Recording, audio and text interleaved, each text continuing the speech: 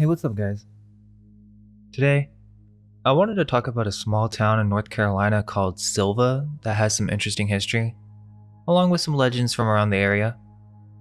Apparently, there were Tartarians, vampires, and giants here. And I actually came here because there's this very popular vampire story associated with the city of Dillsboro, which is the neighboring city of Sylva. It's basically the same city. I was originally going to make a video on this, but as I was making the video, I decided to do a full video on vampires first, so if you haven't seen that, make sure to go check it out. But yeah, it's not just legends of vampires and giants that we're going to discuss. I also wanted to talk about another creepy out-of-place tunnel here that was even creepier than the last tunnel in Valhalla. So yeah, lots of cool things to talk about. Get cozy, and let's dive into some alternative history involving Sylva, North Carolina. Well, let's start off with the mainstream history of Sylva. It's a beautiful mountain town in Jackson County, North Carolina, sitting on land that the Cherokee held long before any settlers wandered in. They had spots like Tuckasegee Town, a few miles from what's now Webster, until General Griffith Rutherford torched it in 1776 during the American Revolution. After that, European settlers started showing up, and by 1853, Jackson County was put together from chunks of Haywood and Macon counties.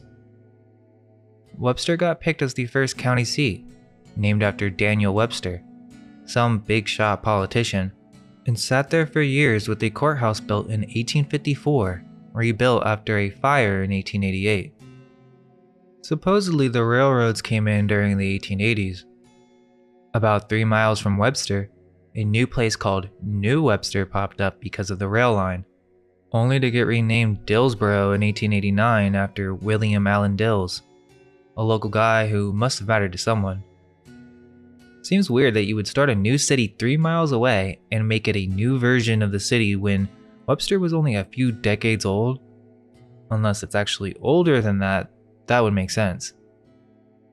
Sylva, they say, started in 1879 when a wandering handyman named William D. Sylva stumbled into Judge Riley Cannon's place in Webster. The story goes that Cannon's son-in-law, General E.R. Hampton, built a house and a mill near Scotts Creek, and his little girl May liked this mysterious Dane so much she named the new post office Sylva in 1880. The town got official in 1889, and the railroad brought logging and mining, pulling it ahead of Webster. Though you gotta wonder how much of that tale is just a made-up story that they tell us. It is interesting to note that Transylvania County is nearby, so that is quite the coincidence that you would have a city named Sylva, meaning forest in Latin. Not to mention, as we will see, the connection to vampires in this city. By the late 1800s, Sylva was growing, with sawmills and the Cowee tunnel, as apparently there were bigger plans for the area. But tunnels don't just dig themselves after all. The whole Cowee tunnel story is kind of ridiculous, but we'll get to that in a moment. Webster was still the county seat, but its luck ran out in 1913 when a fire trashed its business district. Another fire completely resetting the city. So of course they tell us that Sylva jumped at the chance, and a vote in May 1913 moved the county seat over. Seems pretty convenient. Dillsboro, despite its railroad, didn't really get a chance to take off. Sylva had the tracks, the mills, and now the spotlight, setting up what they'd tell us was the town's big boom moment. And now we get to the Jackson County Courthouse, the main attraction of the town. It went up extremely fast, built from August 1913 to March 1914. C.J. Harris, a clay-rich local, and Marcellus Buchanan, for some reason donated over a hill at the end of Main Street. Frank P. Milbourne and Richard Sharp Smith put it together with red brick and limestone trim for $30,000. It opened in 1914, ran the county until 2011, and now sits as part of the library. These are two huge architects, with Milbourne also being the architect behind the Anderson County Courthouse, and Richard Sharp Smith was the leading architect for the Biltmore. Both these guys are pretty busy and have a large list of buildings in their portfolio. Now let's start here because this is really the only building of interest in the town, and it was built in 1913, so it's not like it wasn't possible or anything, but there are some things that are kind of weird about this story. Well, first, the hill, which they say is a natural hill, but to me, it could very well be an old Indian mound.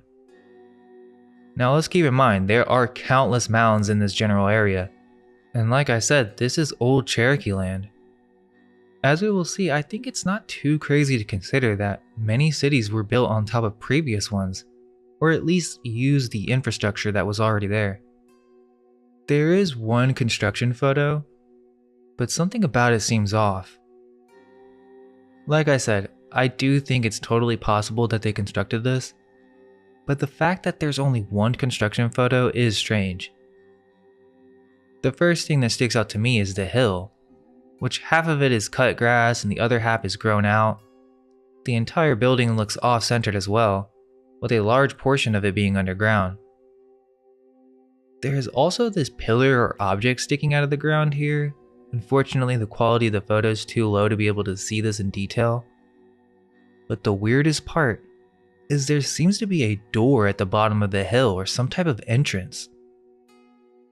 This photo overall is bizarre as there's mixed resolutions and artifacts. Not sure if it has been edited as the quality is too low to be able to decide that, but it's just overall suspicious. Why would you take a photo at this stage and no other stages? The only other early photo I could find is this one, and now the pillars and portico are up, but this does not look like a new structure at all. It also seems like it's buried a good 10 feet or more. And then yeah, this is it all finished. And compare this photo to the construction, you can see how off-centered it is. It's a very beautiful courthouse with a view of the entire city. And there's also a Civil War monument here which was put up in 1915. Supposedly 3,000 people attended the dedication of the Civil War monument, but it looks like under 100 in this old photo. Also, for some reason this photo has people painted on the street, which is very suspicious. They wanted to make it seem like it was busier than it was. So it seems this is the photo that was used for the background of the group photo for the unveiling of the monument. It's like they just photoshopped the people on the street and then used a different version of this group photo. So that is proof that they were pasting different photos together, and they were doing some type of early photo manipulation with a bunch of these early photos. I ended up finding one more photo of construction.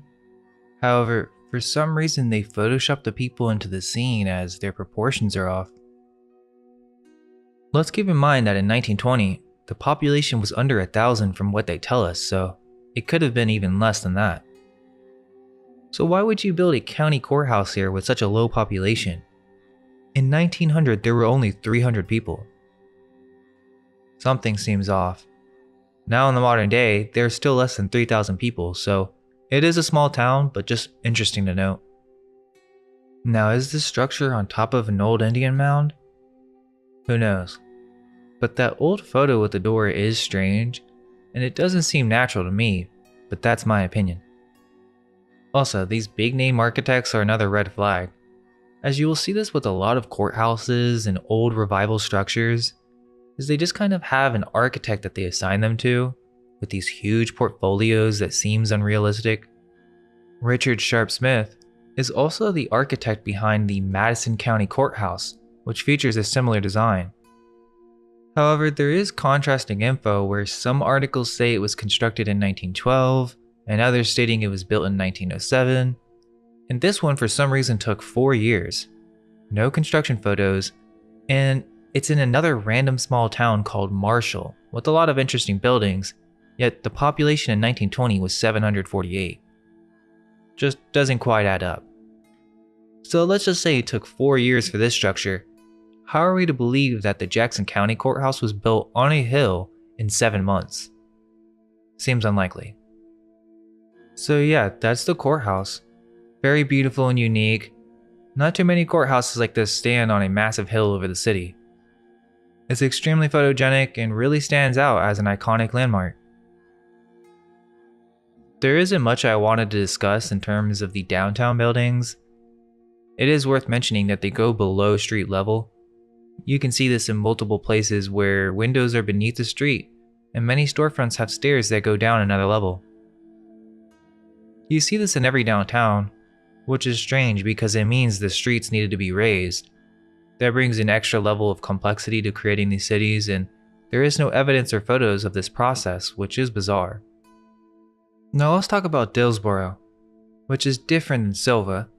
They're right by each other, but Dillsboro is the older town which used to be New Webster, and is the city associated with the vampire legends that I brought up in the beginning. There isn't really much here, just a few shops and places to eat. There's a nice creek here that's relaxing near the railroad. This railroad leads to the Cowee tunnel, which isn't well known. I'm sure some locals know about it, but it's not like they advertise this history that much. And it is difficult to get to, but there's an entire story behind this tunnel that I found strange. And we honestly thought this tunnel was far creepier than the Stump House tunnel. I'm not sure exactly why. It could be because there was no one out here, and the Stump House tunnel had a bunch of people there, but this one just had a bad vibe. You also had to cross this really sketchy bridge in order to get here over the Tuckasegee. The tunnel is massive. The official story of the Cowee Tunnel is that it was built between 1882 and 1891 by the Western North Carolina Railroad to connect Murphy to the rest of the state. They tell us convict labor did all the work, specifically black prisoners from eastern North Carolina who were arrested for minor offenses under the black codes. We're supposed to believe 120 prisoners with hand tools carved through solid mountain rock. Then there's this whole accident story. In December 1882, Renfro Construction supposedly put a bunch of chained prisoners on a boat to cross the Tuckasegee River during a winter storm. The boat capsized in the freezing waters, and 19 convicts drowned. Local stories say many more died, but since these were convicts, they might not have given an accurate count. Some versions mention different details, but they all end with prisoners drowning while chained together, unable to save themselves. The lack of documentation is another red flag. For such a major engineering project, there are no construction photos. There are just a couple photos showing men standing around, nothing showing the actual work. No blueprints or technical drawings available to the public. No clear records of who exactly these convicts were or where they came from. The convicts supposedly fell into the freezing cold water, and because of the shackles and chains, it was difficult for them to keep themselves afloat and prevent themselves from sinking. In some accounts, these prisoners were actually considered dangerous criminals, so they wore very heavy chains. Which again makes this whole entire story seem ridiculous, so they carved out a tunnel with heavy chains on their ankles and a chain gang? Keep in mind, it's called the Crying Tunnel because supposedly, you can hear the sounds of pickaxes of the convicts hitting against the rocks, and the men crying from being whipped and then drowning in the river. Okay, so they were being whipped the entire time? Not sure if I buy that whole story. The tunnel was allegedly used until the 1980s and then abandoned.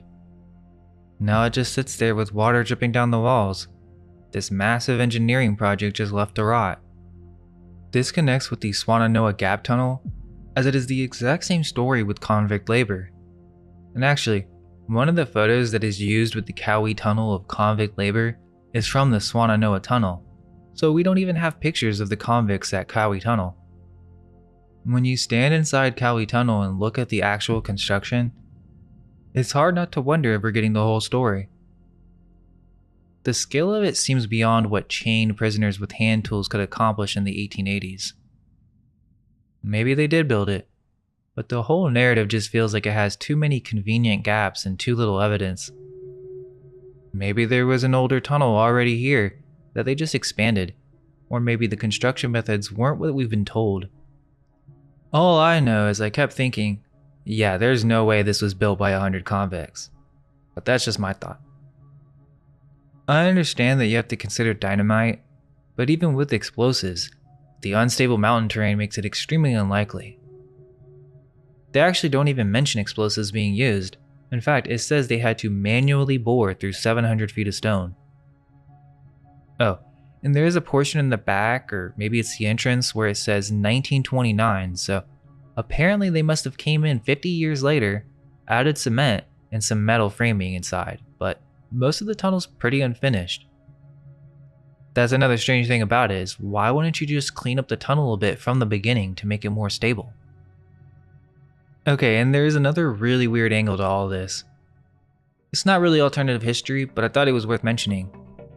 So there's this film called The Fugitive from 1993, and it's literally a film about a man who is wrongfully accused of murdering his wife, prison transports, and a cover-up conspiracy.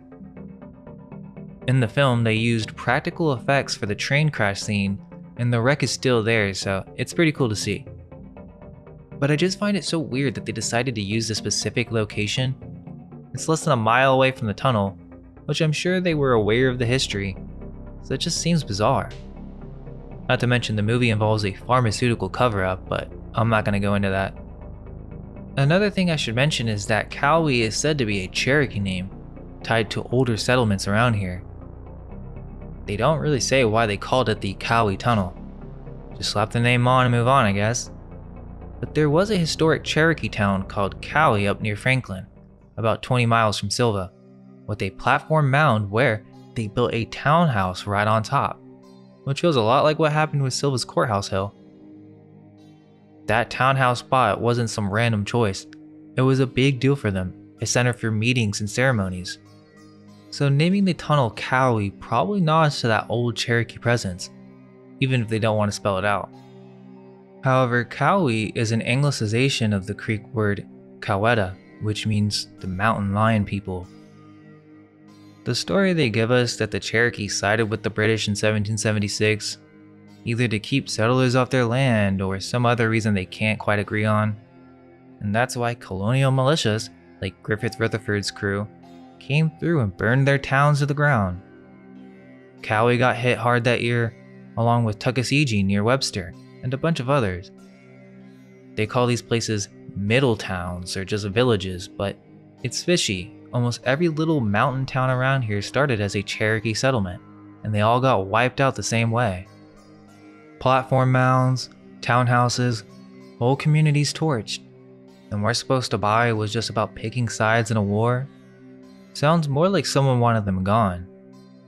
Take the lost city of Tuckasegee, which is basically Webster. It's the same deal, burned in 1776. No real ruins left, just stories about it being a middle town. But if Cowee had a mound and a townhouse, Tuckasegee could have too, maybe even bigger than they let on. There's actually this insane book from 1681 called Natural and Moral History of the Antilles Islands of America by Charles de Rochefort, and it describes something seriously mind-blowing about an advanced Appalachian civilization that used to exist in Florida and the Carolinas. What's fascinating is how detailed and advanced this civilization was, way beyond what you'd typically expect from mainstream historical narratives. According to Rochefort, by the 1600s, the Appalachia had a sophisticated form of government and were fully knowledgeable about European history and politics. Apparently, a group of French settlers in the area got completely wiped out by the Spanish, except for a handful who managed to escape inland. These survivors were taken in by the Appalachia, and their civilization was so impressive that the French decided to stay permanently. There's even an engraving in the book showing what these Appalachian towns look like. Surprisingly European, complete with 2- and 3-story buildings. But here's the wildest part. At the center of this culture was an ancient temple of the sun, built at the top of a mountain called Olaimi. Rochefort gives extremely detailed descriptions, and despite European hesitation, he calls it a cave, but admits the precision and symmetry clearly indicate something man-made and extremely advanced. It's obvious we're dealing with a grand temple, not just a natural formation. Even in the engraving, it is depicted as a grand temple. The floors are described as polished to perfection, made from a solid piece of stone without seams or cracks, looking exactly like marble.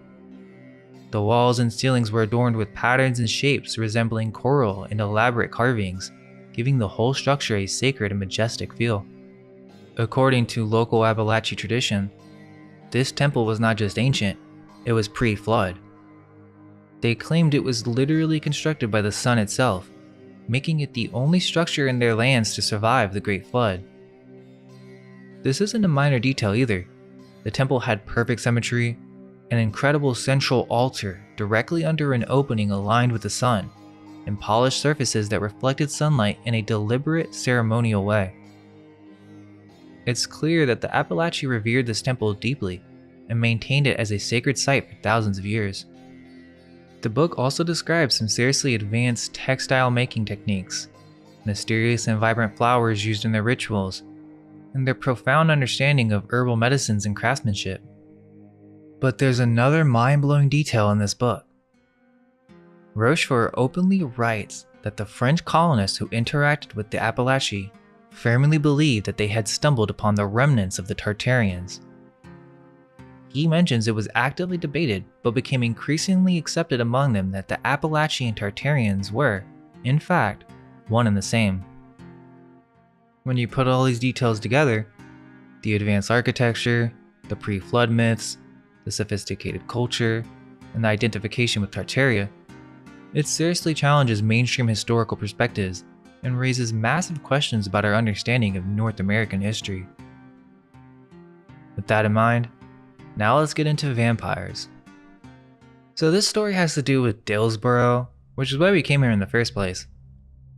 Now it's interesting because this story takes place in the late 18th century, in the 1780s. The issue is that Dillsborough, or originally New Webster, wasn't a town until 1853. So if the story is true, that would mean there was an earlier town in this area before New Webster, which is possible as we've discussed. Okay, so the story goes, in the spring of 1788, a man named Dr. Alfred arrived with his family in the small, sparsely populated community then known as New Webster, North Carolina, renamed Dillsborough in 1889. They purchased land and constructed an impressive home near the Tuckasegee River. An isolated area in the dense forest of the Great Smoky Mountains seemed like an unusual choice for a successful physician, which interestingly was rumored to have a royal lineage. Nevertheless, when Dr. Alfred opened his home office and apothecary, people from miles around sought his services.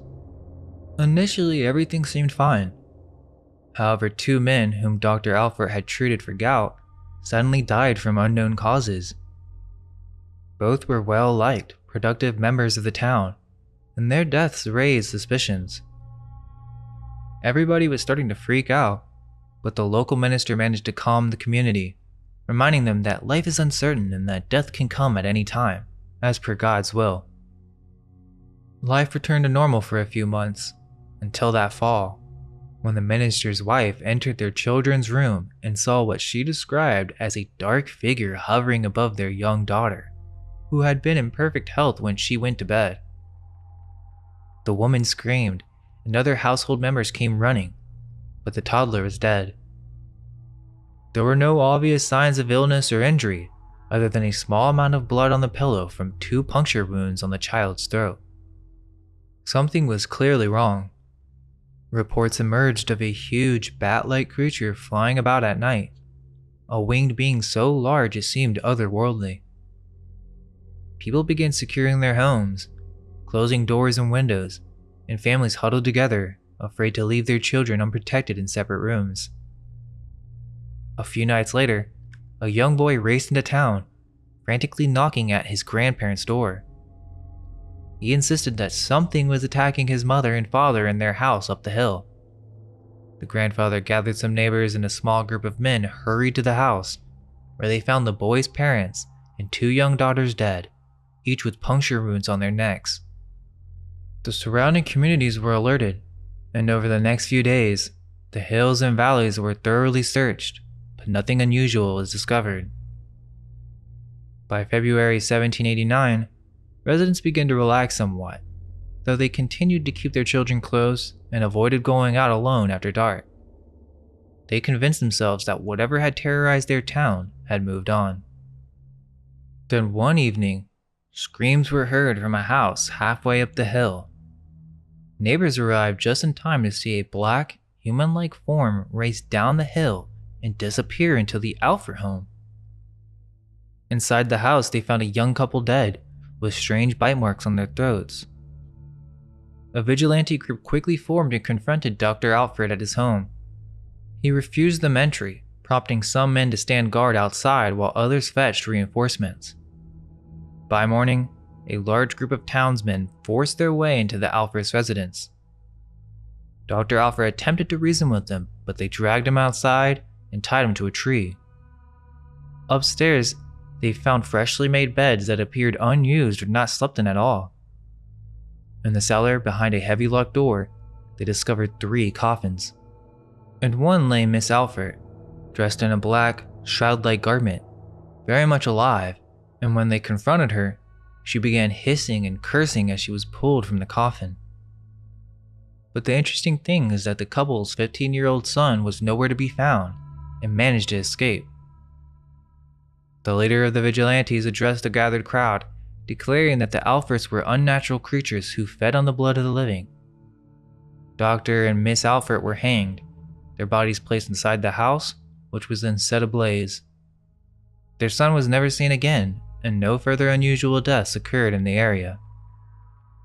I found that to be an intriguing story, and there are varying opinions online as to how true it all is. Some people claim that the story has been edited over time, adding more modern descriptions of vampires. But what stuck out the most to me is that the Alfred family were descended from royalty. Now obviously many people would assume that vampires are not real. Check out Vampires Unveiled if you haven't seen it. But the connection to royalty is interesting because this could have been a generational ability that had been passed down through their lineage, some type of occult practice of astral projecting out of the body and feeding on others' primal energy. That would explain the black figure, which could have been some type of manifestation of the vampire's spirit, leaving their bodies back home. Now, one of the most interesting aspects of the story is its mention of a town in North Carolina during the 1780s called New Webster. That in itself is odd because there really shouldn't have been much in this area during that time, especially not a place that would attract a wealthy, supposedly royal family. Why would someone of such stature wanted to relocate to what was essentially the wilderness, unless there was already some sort of established community or infrastructure here? If the story is true though, I doubt it was called New Webster at the time. New Webster was renamed Dillsboro much later, when Jackson County was formed and the original county seat, Webster, was established in 1851.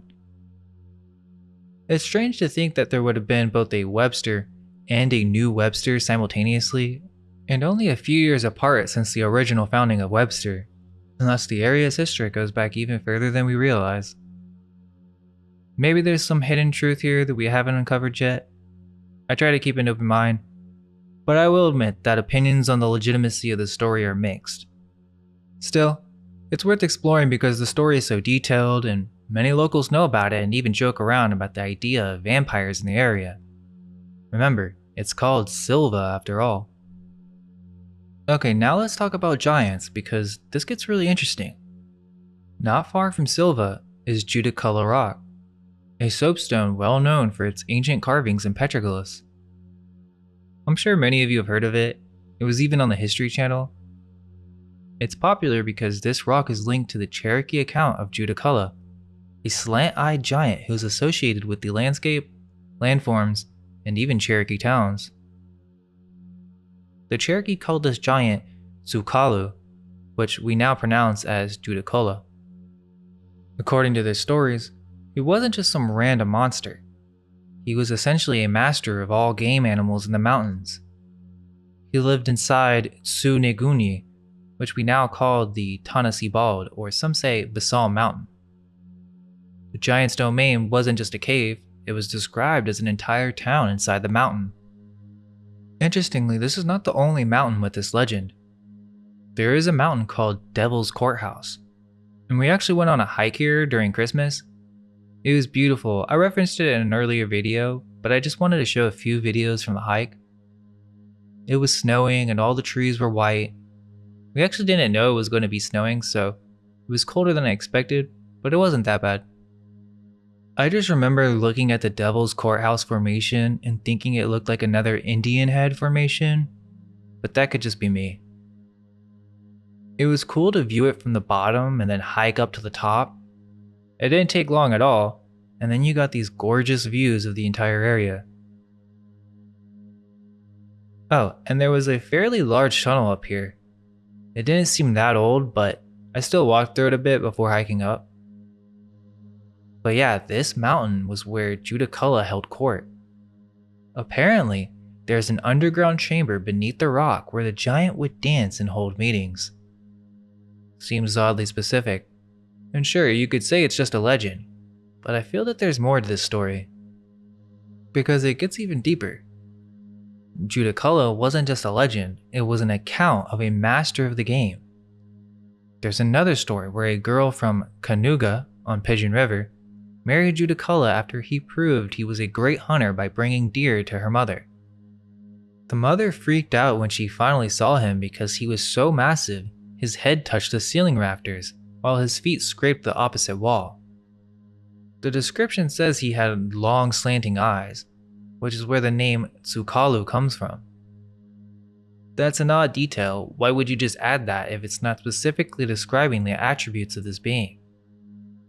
Not just that, but he had 7 fingers in which he scratched the rock to make the petroglyphs. What's weird is how many stories connect Judaculla to disappearing settlements. The Cherokee account tells of an entire town called Canasta on the French Broad that vanished into Tsuwatelda, Pilot Knob.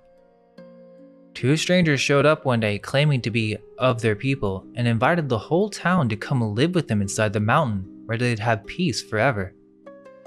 The entire settlement packed up, fasted for 7 days, and then followed these mysterious guides into a cave that opened like a great door in the side of the rock. Inside, they found an entire country with houses arranged in long rows. The story says that the mountain people had prepared houses for them and told them that the Ani Hayun Tikubalaski, the Thunders, lived at the very top of the mountain. The settlement was never seen again, supposedly still living inside Tsuwatelda. This matches a pattern we see across Appalachia, stories of entire settlements that vanished, often connected to mountains and giants. It's strange how many of these tales have similar elements: fasting to see the mountain people, doorways and rock faces, and underground towns. The Judaculla rock itself is bizarre when you actually see it. The carvings don't look like anything recognizable, just a mess of symbols, cut marks, and weird lines. Archaeologists date it to at least 3,000 years old, which means it predates Cherokee presence in the area. The official story is that the markings are Judaculla's footprint or territorial map, which is interesting because they had a plaque at the rock that showed all the mounds in previous Cherokee settlements. The rock sits in this remote valley farm that feels off somehow. Apparently the owner of the land found this rock in the 1930s. It really makes you think if there are more rocks like this out there that just haven't been found yet. So were there actually giants in these mountains? The Cherokee certainly thought so. But the origins of Judaculla and the surrounding place names go way deeper than the Cherokee stories. According to research by Richard Thornton, Judaculla isn't even a Cherokee word originally.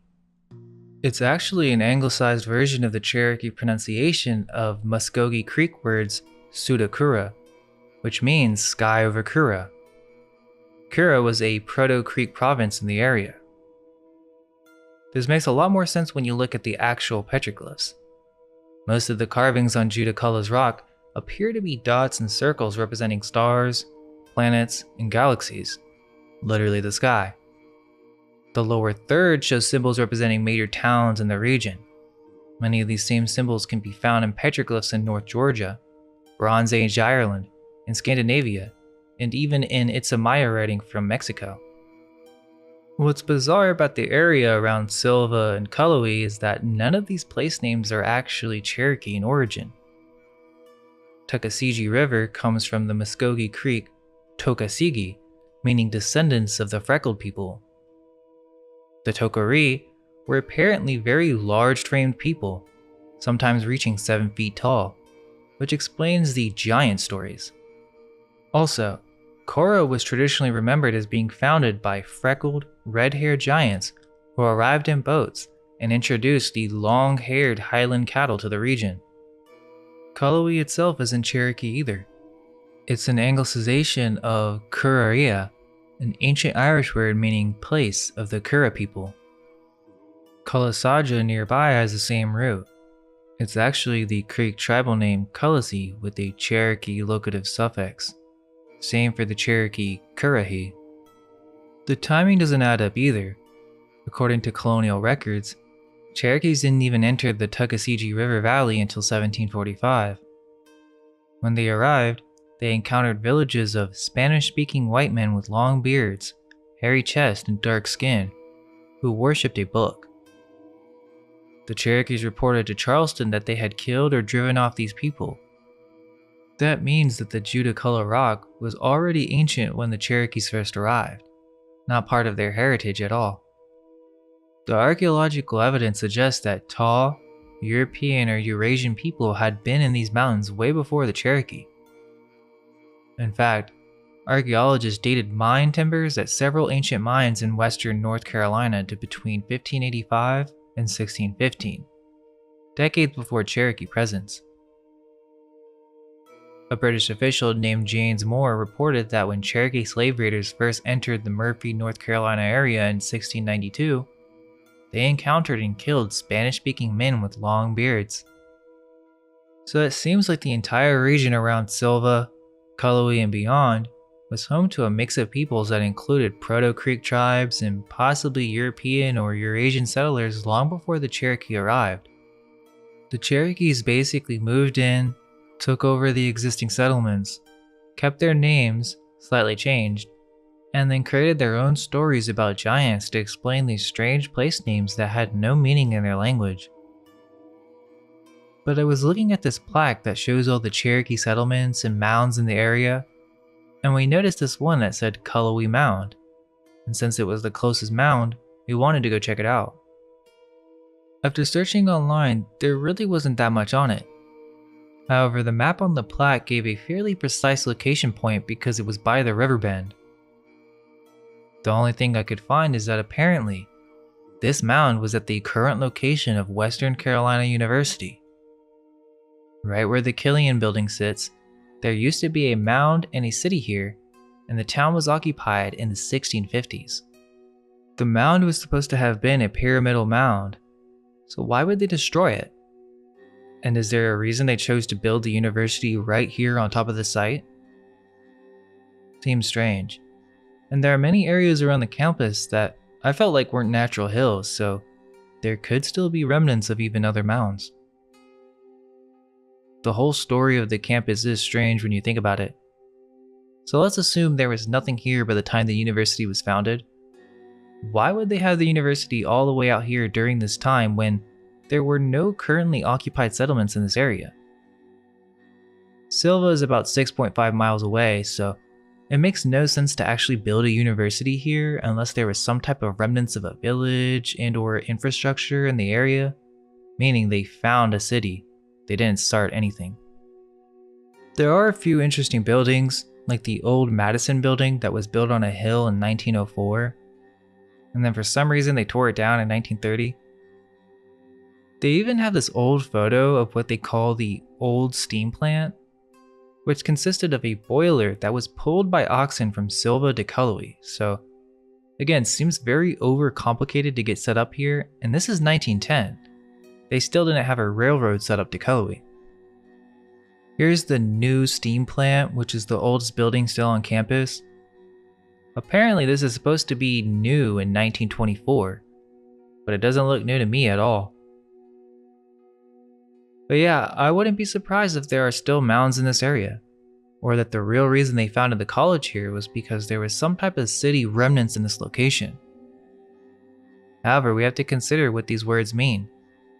Tuckasegee is the anglicized form of the Muskogee Tokasegee, which as we discussed means the descendants of the freckled people. The actual name of the Uchi tribe was Tochari, which is archaic Gaelic Irish for elite people or nation. These people with red hair and freckles were extremely large-framed, sometimes reaching 7 feet. This is the source for the Judaculla legends, which is again another anglicized word of a Muskogee word, Sudakura, the sky over Kura. If Cowee, North Carolina was actually the place of the Kura people, the Cow people or nation, it would make a lot of sense on why this place was chosen and inhabited by later peoples.